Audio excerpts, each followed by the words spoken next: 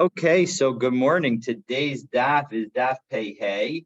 We're on towards the bottom of Pei Dalet and Bet at 4 lines up from the narrow line, 6 lines up from the very bottom. And let me share my screen. And we have been discussing the implication of conditions to the validity of the get. And we're going to continue that discussion right now and just jump right in as we start with Tana Rabbanan. So we're going to learn a brisa. The Gemara quotes a brisa regarding conditions being written in a get. Tana Rabbanan, Kol HaTanoim Poslim Beget, Divrei Rebbe Meir. Any kind of condition will invalidate the get. Now, that seems pretty broad, and so Rashi helps clarify, and we'll see later on in this brisa that in fact the brisa itself clarifies the fact of what it's talking about. But let's take a look in Rashi, 5 lines up in the lines of Rashi. Poslim beget im kasvu betocho, if the get had written in it. So again, there are different ways that a husband can implement conditions on a get. He can write them into the get, and here Rebbe is saying that any condition written into the get is going to invalidate it. Afilu niskayim hatanai. Even if the condition comes true, it will still be considered an invalid get.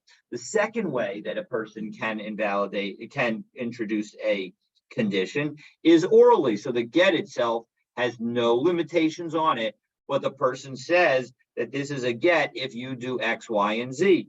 And then maybe it will be a valid get. And we've seen some of that discussion. So let's take a look and we'll continue. So again, according to Rebbe, any kind of written in condition, no matter what it says, is going to invalidate the get. But the Chachamim say, no, kol sheposel al peh, any condition that if you were to make it orally, posel b'chtav, will also, which will invalidate the get, will similarly invalidate it if it's written.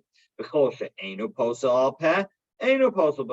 if it doesn't invalidate the get if it's made orally, so then it's not going to invalidate the get if it's written in it. So for example, if I were to say, or if someone were to say that you're welcome to marry anyone except somebody, except a particular person, except John Doe, well then, sheposel al peh, that is going to be an invalid get, because we have seen over the last few days that that the term chutz is effectively going to be problematic. And if you say you are divorced except that you can't marry that guy, well then we're going to say that that's not a valid get because you need to divorce the person completely. All right. On the other hand, almanas, if I were to say it's on the condition, almanas, that you go and get me a cup of coffee, almanas, that that you do something or other, so then she'eno posel al peh, that does not result in an invalidation. So eno posel b'chtav. So we're going to say that it also will not invalidate when written in a get. Okay, so that's the brisa. Now we're going to analyze that brisa based on our Mishnah and try to juxtapose the two. And we have 2 different ways to do it: Rabbi Zera and Rava. So first method, Amar Rabbi Zera machlokas lifnei haTorah, that when we say that there's this disagreement between the Rebbe and the Chachamim, that if the condition is written in the get, that the Rebbe says that a condition of almanas on the condition is going to be invalid, but the Chachamim are going to say that it is going to be valid. That machlokas is only if it was written before the Torah, before the key elements of the get, before they got people's names, etc. The Rebbe Savar Gazrina Almanas Atu Chutz, that Rebbe says that we are going to say that rabbinically such a get will be disqualified, because even if you use the words on condition and not except, and even though on condition in an oral context would be okay, but we want to be so sure that you don't accidentally come to use the word except, that we will say that on condition will be rabbinically prohibited, because if you use the word except, it would be biblically invalidating of the get. The Rabbanan Sabre lo gazrin and almanas atu chutz. And the rabbis say we don't make a decree about the words on the condition because of the word chutz. That even though everybody agrees that chutz would be biblically problematic in a get if written before the Torah, when it comes to the word almanas, or the words almanas on the condition, we're going to say that's okay. We're not worried. People are not going to confuse those two terminologies. So about la'achar haTorah, but Rabbi Zera continues that if it's after the Torah, meaning that the word on the condition is written after the Torah, so divrei kol kosher, then everyone's going to agree that it's going to be a kosher get. Now, what about our Mishnah? Our Mishnah specifically initially talked about an oral declaration, but then it said that if the declaration was written, it was going to be prohibited. And now we said that our Mishnah is talking about where you say chutz, aval almanas lo pastel, but when you say almanas, that is not going to invalidate the get. So either we can say that when we say in our Mishnah that on the condition does not invalidate the get, well, it could be one of two people, either lifnei Torah the Rabbanan, it could be before the Torah, and even according to the Rab, and according to just the rabbis, or or according to this read, it can be true for everyone if when we say uksavo in our Mishnah, we're talking about after the Torah, because according to Rabbi Zera, if almanas is written after the Torah, everybody agrees that it does not invalidate the get. You can see I have a little square here on the screen. So here we are again. The machlokes is when it comes to on condition is before the Torah, but everybody agrees that it does not invalidate the get after the Torah. And so when our Mishnah says that we're talking about when it's written, it's going to be a problem, that must be, when it's written, it's going to be a problem. That's talking about chutz, but not on the condition. And so we have to look across each row. And what we're looking for is a problem in the when it comes to accept, but not a problem when it comes to on condition. And we can see that we actually have it in both rows. In the top row of before the Torah, well, everybody agrees biblically that accept will invalidate the get. And if we follow the Chachamim, so then on the condition, even before the Torah will be allowed. So that was our first answer. And our second answer was looking at after the Torah. Again, everybody agrees that rabbinically it's going to be problematic.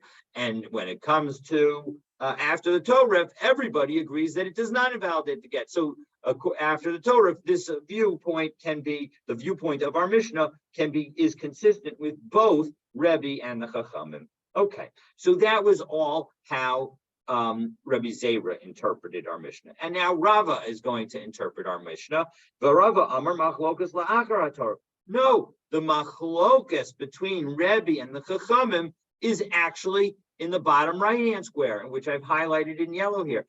That's where the machlokas is. Rava says that after the Torah, the words on the condition are going to be problematic. Whereas, the Chachamim say it's going to be not problematic, it's going to be okay, but the Rebbe says that it's going to be problematic.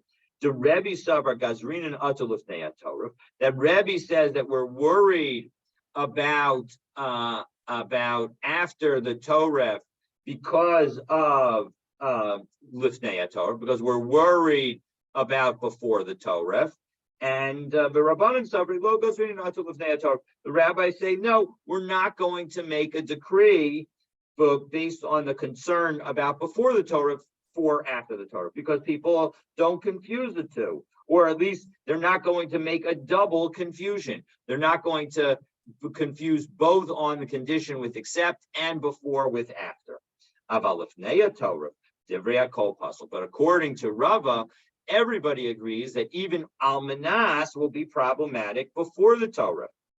Now, what about our Mishnah, where we say that if it was written kimna b'chutz, and we said that it's talking about chutz, so that's the first column of almanas lo pasul. So now we need again the same situation. We need to have in the first column a situation where it's okay, where it's problematic, and a second column where it's not problematic. So how do we have that? So akar Torah for Rabbanan. So it has to, according to Rabbanan, according to the Chachamim, it's got to be. It's only according to Rava. It would only be according to the Chachamim, and that is how he would make our Mishnah fit. So our Mishnah would be according to the Chachamim, and that's why. And we're talking about after the Torah, and that's why chutz would be problematic, but on the condition almanas would be all right. Okay, and now we're going to have a story along these lines that's going to create a problem for Rebbe Zera's wording, Rebbe Zera's approach. So this helps us understand, even though we've had to very much narrow the understanding of our Mishnah according to Rava, we'll see why maybe Rava made that thought. Because Tani Avua de Rabbi Avin Kamei de Rabbi Zera, because Rabbi Avua's father, the father of Rabbi Avin, said in front of Rabbi Zera, Ksav get al tanai divrei hakol pasul. If one wrote a get with a condition, so then everybody agrees that it's pasul. So divrei hakol pasul. Well, 1 second.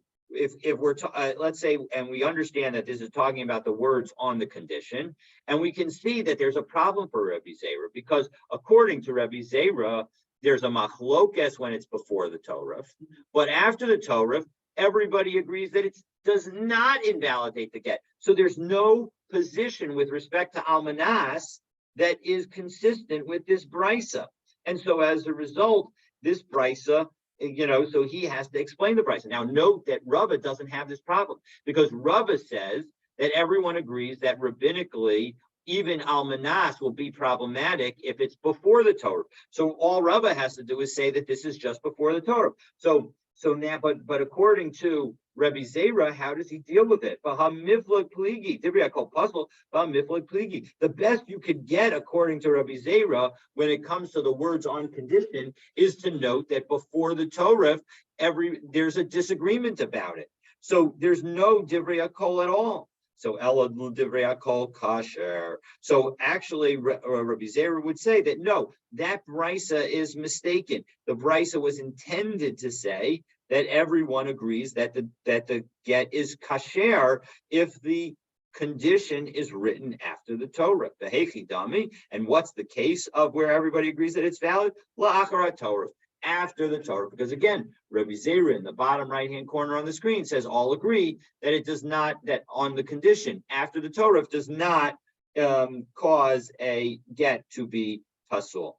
V'lema harezeh pasul v'Rebbe. Well, 1 second. We could, this brisa, maybe the brisa was talking about pasul, and the mistake that was made was not the divrei hakol, but rather that it was Rebbe. So, and that way it would work, right? Rebbe is the only one, according to Rabbi Zera, who says that on condition could potentially be problematic. And he says that on condition would be problematic before the Torah. So why not just say, leave the language of pasul from the brisa and eliminate the words divrei hakol and just say that it's Rebbe. So Tana divrei hakol asnei. No, because Rabbi Zera had the following logic, that when the Tana taught it, he specifically chose divrei hakol. However, it's easy to get confused between kosher and pasul, because when you're thinking about the different rationales, you may get confused about the wording. But when it comes to Hareza Rebbe, if we were to say that this was Rebbe's opinion, that we would, and Divrei Hakol, we're not going to get confused. So the idea here is that the Brisa is likely to have chosen the words Divrei Hakol because we can use our logic to figure out what the answer is. So we could accidentally get confused between pasul and kosher, but we'll be able to figure out. Rabbi Zera says that it's definitely got to be pasul because according to him, nobody said in no situation is divrei hakol kasher, divrei hakol pasul. So we'll know that it's got to be kasher, and so as a result, we'll figure out the right answer. But people don't mix up a divrei hakol statement with a hareza Rebbe kind of statement. And so as a result, that is why Rabbi Zera has reason to reread that brisa to make it consistent with his position. Again, Rava doesn't have this question because he actually does say divrei hakol pasul in the situation where it is the words on condition are written before the Torah. Okay. So that brings us to the next Mishnah, and the next Mishnah continues a discussion on Gittin with limitations, beginning with an exception that excludes people that she cannot marry anyway. Indeed, the entire Mishnah talks about people that she's not supposed to marry, but we're going to distinguish between two groups of such people. So, Harei at muteres l'chol adam el la'aba la'avich la'achi la'achich la'eved ula'oved kochavim ul'chol misha ein la alav kedushin kasher.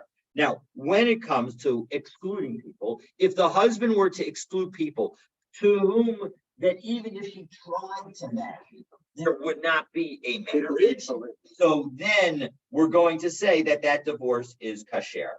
However, and so who are those people that are examples? So my father, your father, my brother, your brother, a slave or a non-Jew. All of those don't have marriage between a Jewish woman and those people. And so as a result, the divorce is going to be kasher. Harei at muter l'chol adam ella almana l'choin gadol gerusha b'chalutza l'choin hedyot mamzeres unesina liyisrael bas Yisrael l'mamzer l'nasin l'chol b'sheyesh la alav kedushin.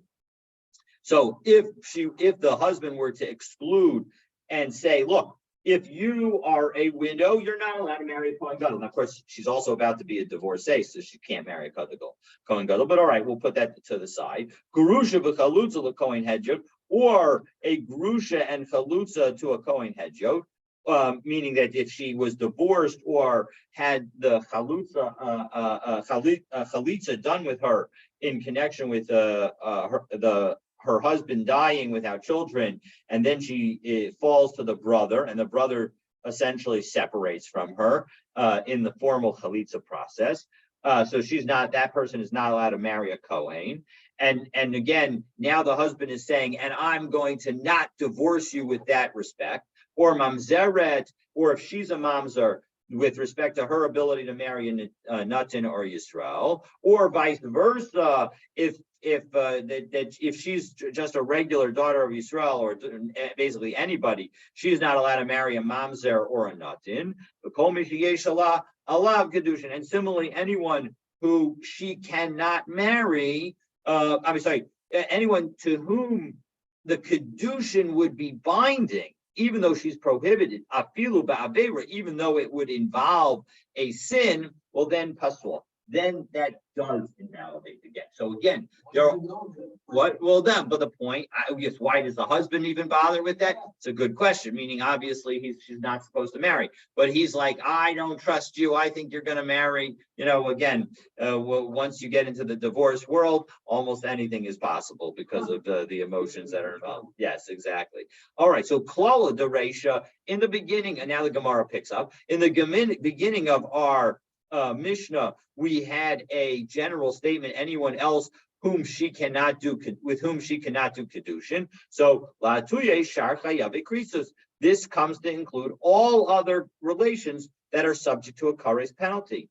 Klala de seifa, and when it comes to the end of our Mishnah, and the end of our Mishnah saying anyone else with whom she could perform kedushin, even if it would be a sin. So la tuye shar chayavin lave. and that comes to include other situations where the prohibition would only be subject to a lav. Okay, so we'll skip the next words that are in parentheses, but again, the idea is that some of these are examples of kinds of lavim of prohibitions, but do not actually cause a problem. Do not create kara situations. All right, so boy mine Rava mirav Nachman. So now we're going to have nine questions, and we're going to be able to resolve the first question, but every other question we will either upslug the proof, or we'll end up not even trying to answer it, and we will answer teku at the very end, that we do not know the answer. So boy mine Rava mirav Nachman. So Rava asked Rav Nachman, chutz mikedushi katan mahu. What happens if, again, we know that the husband's not allowed to make any exclusions that are effective exclusions, but what if he excludes a minor? Do we say miyamrin hashtamiya? Do we say that at the moment la bar habayahu, that when it comes to marriage, he's not able to do anything with respect to marriage at this moment? Odilma asay lechal habaya. Or do we say that he will eventually be able to engage in marriage? And so as a result, it would be problematic, meaning, is it not an exclusion because the guy can't marry now? Or is it an exclusion because the guy will eventually mature and be able to marry? Amarle to Nisua, look at a brisa. Ketana miskareshes b'kiddushay aviha. A minor girl is able to be divorced even when her father marries her off. Now, the father marrying her off is a biblical marriage. So, why should she be able to be divorced? We have a general principle that the same way you go in, the same way you go out. And so as a result, you need, just as she went into the marriage from a biblical perspective, she needs to go out of the marriage from a biblical perspective. And she's a minor. So how could it be possible? But rather, the point is that she will be able to be divorced, and therefore, because her ability, her biblical ability will come, we will allow her to get divorced based on her current status, even though she's a minor. So hachanami asila klal habaya. So to here, it's going to be a problem, meaning that because you said that you're not allowed to, you're divorced, but except that you can't marry this little boy. So that little boy is enough to undermine the entire marriage, because the little boy will grow up and as a result become an exclusion, and therefore prevent her from marrying somebody. And you can't prevent your wife from marrying anyone using the term except.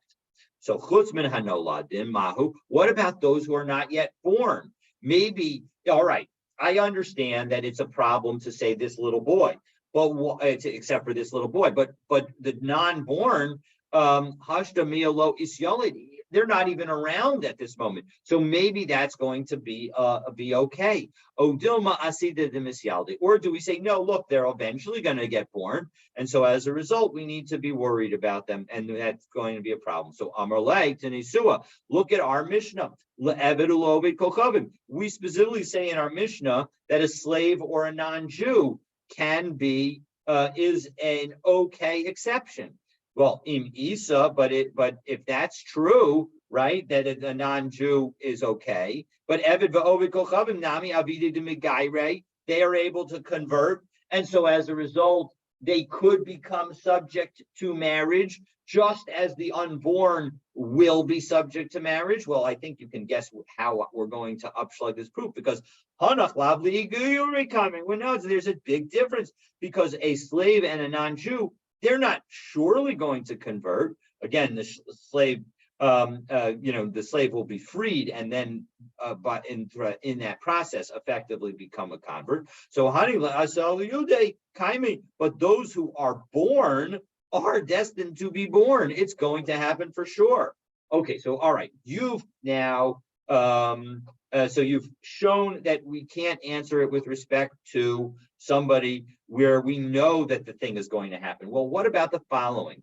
Chutz mibal achosa mahu. What if I say that? What if the husband says that to the wife, you cannot marry, you can marry anyone except the husband of your sister. Now, the husband of her sister, she's not allowed to marry as long as her sister is alive. Even if they get divorced, he's not allowed to marry her.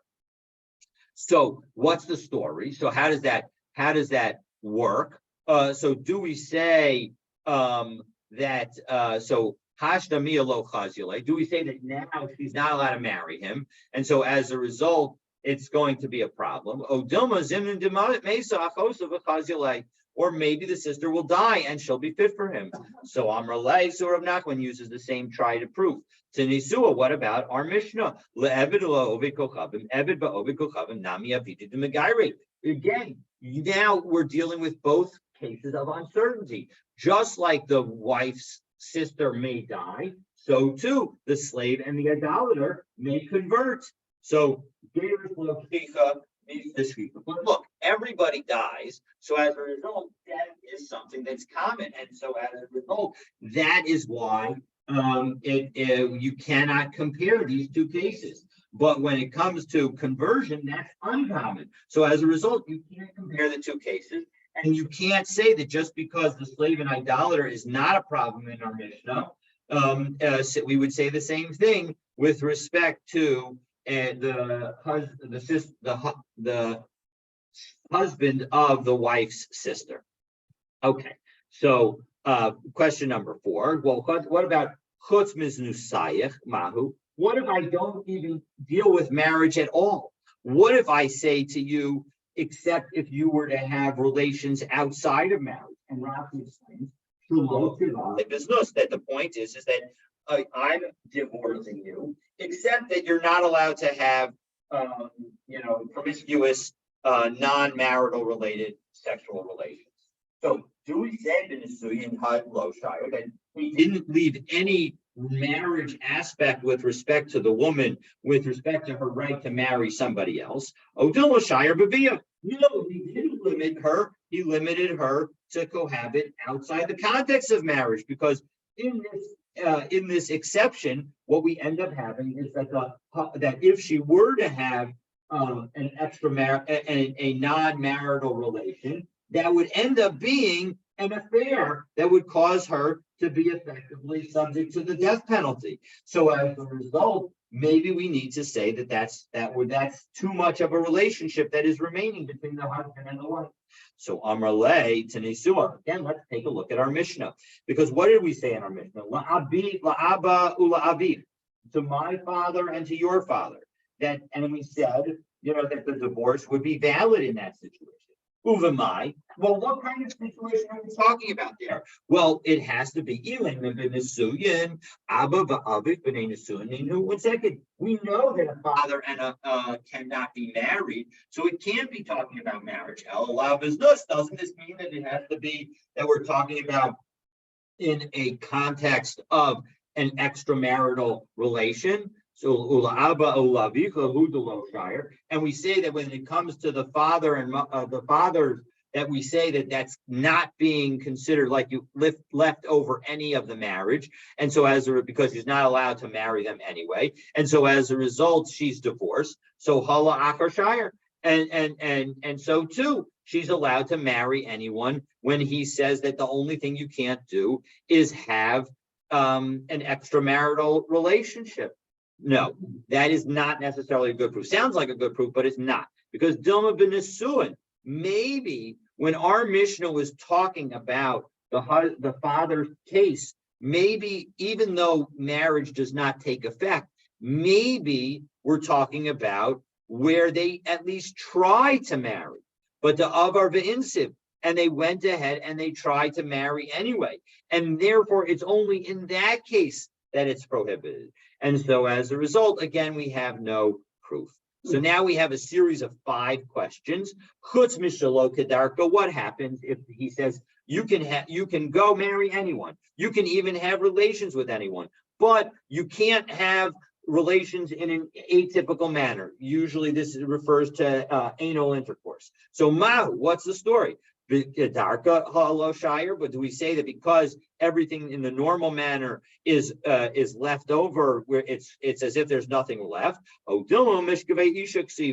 do we say that the Torah itself says with respect to with respect to marriage, it refers to multiple mishkivei, the copulations of a woman. So as a result, we're going to connect any kind of copulation. And so as a result, you can't have any kind of limit. So we don't know. We're not going to answer that.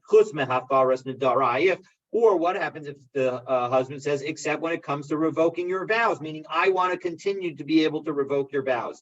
Mahu, b'nesuin haloshar. Do we say that when it comes to marriage, everything's crossed out? And Odilma, isha yikimenov isha yifirenu. Or do we say that the husband has the ability to affirm and the husband has the ability to revoke? And so as a result, here he's keeping the ability to revoke. So as a result, it's retaining some aspect of marriage. Or chutz mitrumosaya. Or what if we say that except for your eating of truma? Now Rashi and Tosfos have a disagreement here. Rashi says that it means that if she were to remarry a Kohen, she would not be able to eat truma. The problem is how could she possibly marry a Kohen? And Tosfos asks that question, and therefore Tosfos says that it doesn't mean if you were to marry a Kohen, it's that because you were married to me, I'm going to continue to let you eat truma. The problem with that explanation is that seemingly likely that she's somehow going to give her a benefit associated with still being married? No, because that usually all of these other things is he's retaining a benefit. So that's why Rashi probably doesn't like Tosfos' approach. But the bottom line is, what do we say? Do we say that it doesn't have to do with marriage? Or or do we say no? Look, when it comes to the acquisition of marriage, either when it comes to Rashi's approach, we're going to say, look, she is an acquisition of money for the new husband, so she should be able to eat truma. Or do we say, when it comes to Tosfos, that no, she's being an acquisition of money to this first husband still retains an aspect of marriage for her. So again, those are the problems. So, and again, we're not going to answer. Or with respect to your inheritance, i.e., he retains the right to inherit her when she dies. Again, retaining some aspect. What do we say? Do we say that, look, when it comes to marrying somebody else, nothing's left? Or do we say that when it comes to the husband inheriting, he's going to, and only the he of inheriting her is a right of a husband. So as a result, that's retaining some aspect of marriage. Or here's the most extreme case: you can do whatever you want. You can marry anyone, you can have affairs, you can do whatever you want. But if you want to marry somebody, you're only allowed to marry them either with bia, with relations, or bekesef, or with money. You cannot marry them with the shtar, with the contract. So Mahu, what do we say? Do we say that it's sufficient that she can marry with money and relations? Or do we say that, look, the going out and the coming in have to be together, meaning you have to be able to have all kinds of methods. That just as when she's able to marry, she can use all kinds of methods, so too when she divorces, she has to once again be able to use all kinds of methods, and we say take them. No answer. So, all right. So now we have concluded this Gemara, and we get to something that maybe you might have thought should have been like the opening Mishnah of our entire Masechah, because what in the world should a get say in the document? Gufo shall get. What's the essential text of the get? Harei at muteres l'chol adam. You are hereby permitted to anyone. Now, actually, just to be to be clear, the word hereby is suggests that this document hereby, by this method, you are permitted to any man. That is not quite an accurate translation of the Hebrew / Aramaic, because here the hare does is more suggestive of behold now you are permitted to anybody, but we don't. It's not necessarily clear from that statement that this text, this document, this get is what enables that. And that leads to the next page on Pehei Yamabet, and Rabbi Yehuda responding that no, Rabbi Yehuda Omer, that's not enough. We have to say the Dane, and this, the Yehevei Lechi Minai, is what shall be to you from me, Sefer Kritut, that this document is going to be a book of banishment, a book of separation. I'm sorry, a Sefer Teruchin, the Igeris Shavukin, the Get Peturin, a document, a book of banishment, a letter of abandonment, and a bill of release. L'mahach, and from here to go out, lihit nasva, to marry, l'kol gvar de'itztabian, to any man that you want. So Gufa shall get shechur. What about the document of emancipation for a slave? Harei ben chabat chorin. You can say you are hereby a free woman. Harei at latzmech, or you are hereby free, to yourself. You are hereby to yourself. So both of those will work. So pshita amar la ishto harei at bas chorin. If you just say that you are a free woman, it's clear, according to the first view of our Gemara, lo amar lo klum. You really haven't said anything, because we don't know that means divorce. Amar lo l'shivcha. So, and similarly, if you say the wrong language to a slave woman, harei at muteret l'kol adam, you're hereby permitted to any man. Lo amar v'lo klum. You really haven't said anything, because it fails to make clear that she is being freed. So what about, however, Amar la leisha, if the man says to the woman, Harei at atzmeich mahu, what if she says you are to yourself? Do we say legamri kamarla, that we're saying that it terminates the marriage completely? Ola malacha kamarla, or maybe the implication is just that she is, going to have to work for her money, meaning that she's going to be on her own when it comes to work. So Amarle Ravina Ravashi. So Ravina says to Ravashi, actually, we can try to answer this question. Tashma, come listen. Ditnan, we have in the Mishnah, Gufo shall get shechur. What did we say is the clear aspect of a get shechur, of a document of emancipation, to free a slave? Harei bat chorin, harei at latzmech. That you can even use this language of you are hereby unto yourself.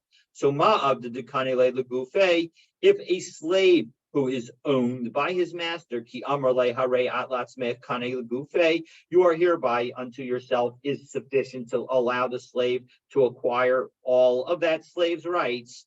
Isha de lo kane gufa lo kol shekain. When it comes to a wife whose the husband does not actually own. It's a common misconception that we say that when we say kiddushin, that a man is kona as ishto, that he acquires his wife. It does not, in fact, mean that he owns his wife.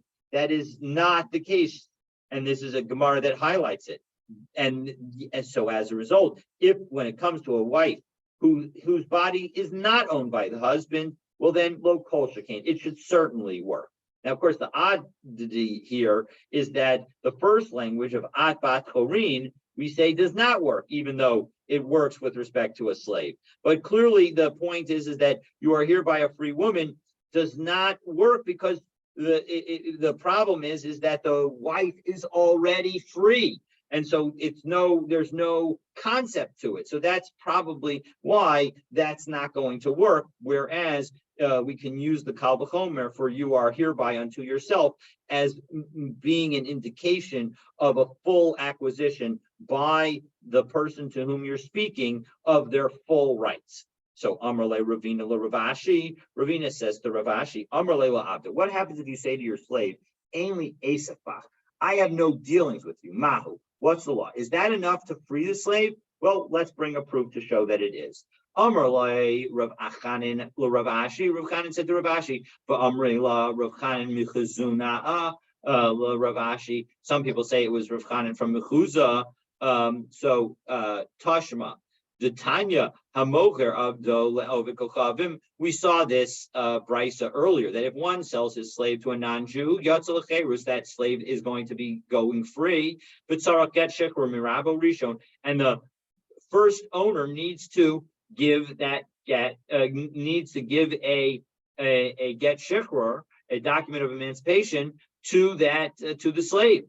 And Amar Rabbi Shimon ben Gamliel. However, Rabbi Shimon ben Gamliel said, when is this necessary? When is it necessary to write this get shechur? Shelo kasav alav ono. When he did not write ono in the document.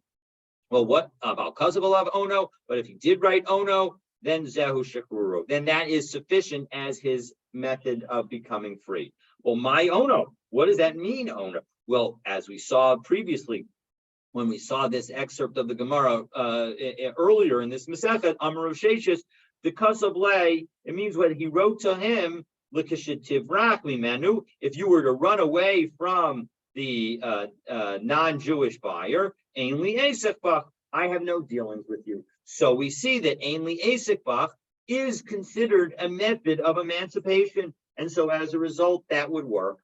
So Rabbi Yehuda, all right, so now we go back to our Mishnah, and we had Rabbi Yehuda saying, V'dein yaheve lechi minai, and this document shall be to you from me, Sefer Teruchin, V'geresh Shabukin, and it continues even V'get Piturin, nice rhyme there. But my Kamifliki, what are they arguing about? So Rabbanan Savre, the rabbis say, Yadayim she'ein mochichos havyan yadayim.